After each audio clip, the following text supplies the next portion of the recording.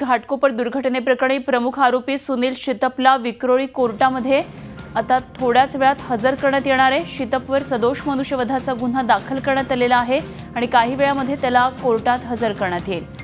घाटकोपरमधल्या Damodar park परिसरातली सिद्धिसाई apartment कोसळून 17 जणांचा मृत्यू झाला आहे आणि याच इमारतीच्या तळमजल्यावर शितपचं नर्सिंग होम होतं।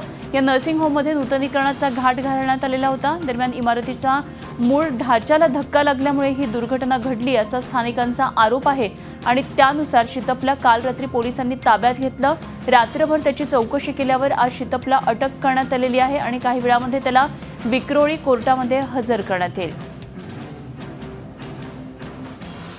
तसंच त्याची पोलीस कोठडी घेतली जाणार आहे आणि या संदर्भात आणखी सविस्तर माहिती जाणून घेऊया। आमचे प्रतिनिधी अमोल पेडणेकर सध्या आपल्या बरोबर आहेत। अमोल, शितपला काही वेळामध्ये विक्रोळी कोर्टात हजर केलं जाणार असल्याचं कळतंय, काय नेमक्या सध्याच्या घडामोडी?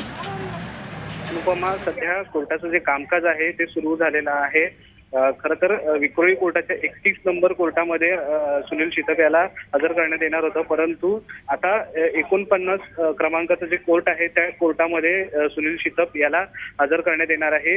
त्यावेळेला त्यांचे सरकारी वकील आणि सुनील शितप याचे वकील यांच्यामध्ये दावे प्रतिदावे होतील आणि त्यानंतर पुढची जी प्रोसेस आहे ती होणार आहे। सध्या या ठिकाणी पोलीस बंदोबस्त देखील मोठ्या प्रमाणात या ठिकाणी तैनात करण्यात आलेला आहे।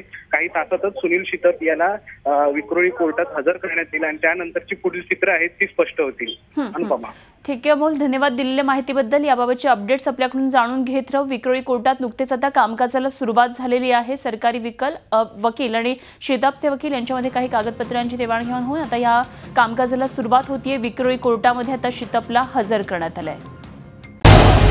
झी 24 तास रहा एक पाऊल पुढे।